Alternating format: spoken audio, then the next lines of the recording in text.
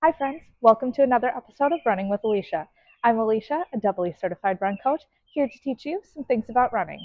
I'm glad you're here. Now let's get into it.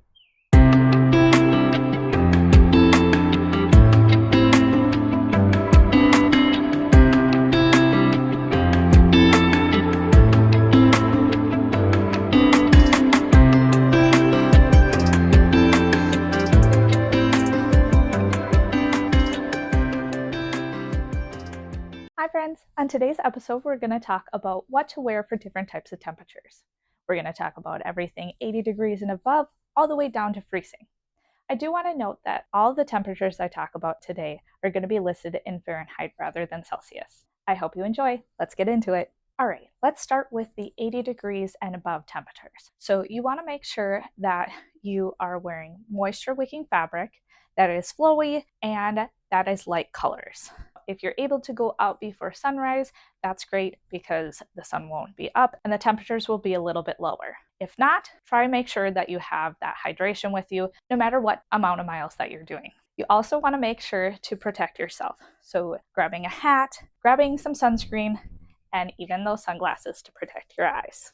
All right, so when we're talking about the 70s, so 70 to 79 degrees, this kind of is a time that people may want capris, they may want shorts still, they may want a tank top, they may want a t-shirt. It just kind of depends on your personal preference. Pretty much everybody runs in hot weather at some point in the summertime, so finding what works best for you. It's kind of trial and error and what you feel comfortable with. Sometimes people feel more comfortable in a t-shirt and shorts. Sometimes they want to wear a tank top and capris.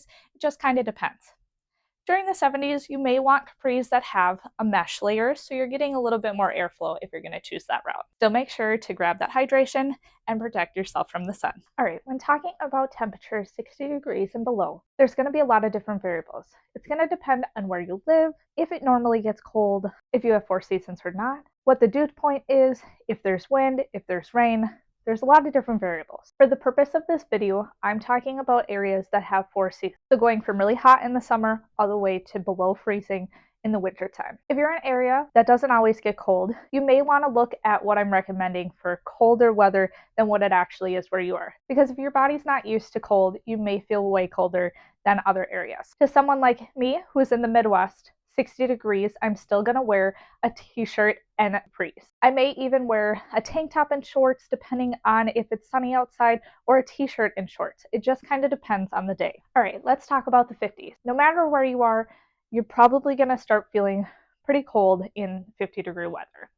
You may be like me and have sensitive ears. You may even want to grab a fleece headband to cover your ears. I recommend wearing a long sleeve shirt because you can always roll up your sleeves if you get warm and roll them back down if need be. In 50 degrees, there's a lot of variables, so it kind of depends on what's going on for what to wear on the bottom. You can wear anything from shorts to leggings. There's three main areas where your body regulates temperature. Your core, which we'll talk about in a little bit for layering purposes. The next one is your wrists and also your ankles. So wearing something like capris or leggings that you can roll up a little bit, having that exposure on your ankles can help regulate so you're not too hot. I always recommend going out and feeling colder when you start off because as you start running, your body's going to warm up pretty quickly. Depending what the variables are for 50 degrees, you may want to start layering. So wearing things like a tank top under a long sleeve can help. You always want to make sure that the bottom layer is moisture wicking though. This can help keep your core warmer and help to regulate your temperature. You may even want to look at having a thicker long sleeve shirt or skip the long sleeve shirt and wear the tank top and a zip up jacket. With the zipped up jacket, you can unzip and zip to regulate the temperature. I do acknowledge that living in the Midwest, I do have a lot more access to clothing that not everybody has. This gives me a lot of variables because we have such fluctuations in temperature from the summer to the winter. So the things that I'm showing you may or may not have, but depending on where you live, you may want to look at investing some of them. All right, moving into the 40-degree temperatures. Layers are going to be super important. This is when I pull out my fleece. I have fleece long sleeves. I have fleece pants. There's different options for these. I have lighter fleece and I have heavier fleece. I usually don't pull out the heavier fleece until the low 40s or 30s, but they are an option. I know that for some of you, if it gets into the 40s, you're not even going outside. But for those of us that do want to go outside, these are an option. You also want to make sure that you're covering your ears. I'll move into a thicker fleece earband for this, and then also make sure I have something at least covering my wrists and my palms, if not having some throwaway gloves or even my tech gloves. Depending on if it's windy or not, I also may look at having a neck gaiter. I'll put this around my neck. It helps to keep that core area warm. So I can pull this up over my ears more. I can also cover my mouth and my nose if need be to keep my face warm. Another trick, if it's windy and you don't want the windburn on your face because that's not fun, you can put a little bit of Vaseline on your cheeks and it will help create a barrier from the wind. In the 40s, you may also want to start looking for things like hot hands, especially if you're going out for a number of miles, so that you can keep your fingers warm. These are great because they last up to 10 hours and you can stick them in a pocket and then have them again if your hands get cold. As we get into these colder temperatures, if it's windy, you may want to look at something like a lightweight rain jacket to block the wind to create another layer. Another note is if you are going for a long run and you're going outside in colder temperatures, remember that wearing something like a hydration vest is going to keep you a little bit warmer, so you may not need as many layers in your core section. Just like if you were wearing the tank top underneath, it's keeping that core temperature warmer because it's keeping things closer to your center. Another note about the hydration vest is you may find if you're going out in really cold temperatures that your water or where your water comes out will freeze. Now, I haven't found a great solution for this. If you have any tips on how to prevent this from happening, please leave them in the comments below.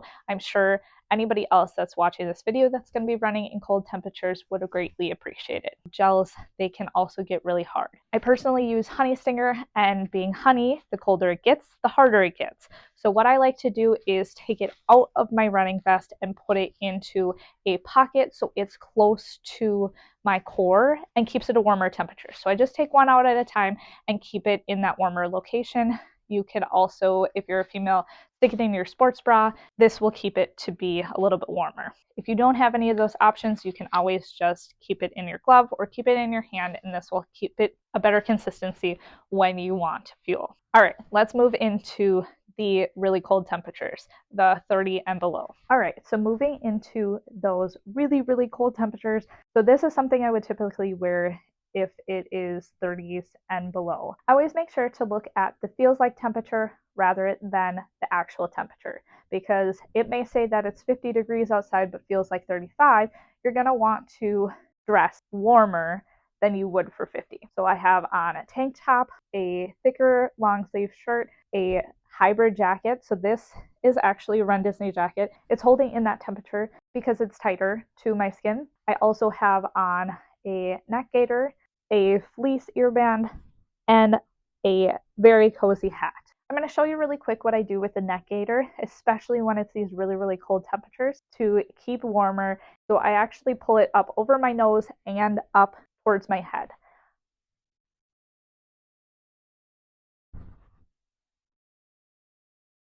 So this is what it would look like if I was running in really windy, cold temperatures. Now it is hard to talk like that, and sometimes it can be hard to breathe. So pulling it down or also leaving more fabric around where your mouth area is can help alleviate some of that. If you don't have access to a gaiter or don't want to use one, they do sell balaclavas that essentially are the same thing. So this is a balaclava. It goes over your head like this. Where the blue is your face. It goes completely over your head, and this part would pull up over your mouth. I personally feel really restricted with this. It's pretty tight. That's why I choose to wear my ears, my hat, and a gaiter so I have control over it rather than being stuck in this, because this is going to be harder to get out of. But this is an option if you're looking for something to really keep your head warm. All right, I'm quickly going to go through pictures of what I would wear for the different temperatures.